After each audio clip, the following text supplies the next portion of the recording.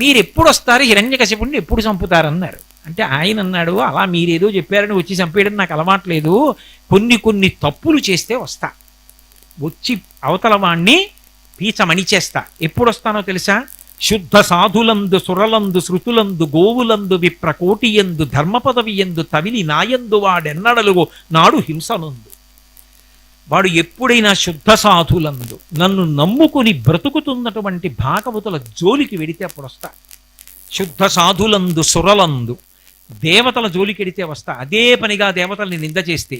శృతులందు వేదాన్ని ధిక్కరించి విమర్శించడం మొదలు పెడితే తప్పకుండా వస్తా.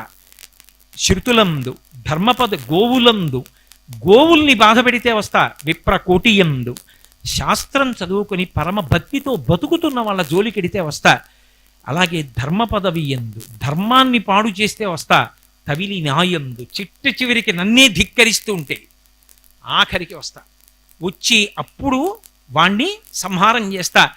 కన్న కొడుకు శమదమ సంపన్నుడు నిర్వైరుడనక ప్రహ్లాదుని రోషంబున వాడెన్నడు ఆపన్నత నొందచేయునాడు పట్టివధింతున్. శమదమ సంపన్నుడు అంతటా నన్ను చూస్తుంటాడు ప్రహ్లాదుడు. నేను తప్ప ఇంకొకటి కనపడదు ప్రహ్లాదుడికి.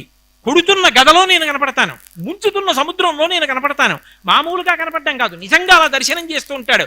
అందుకని వాడికి మృత్యువు లేదు. వాడి జోలికి వెళ్ళినప్పుడు వస్తాను, వచ్చి చంపేస్తాను.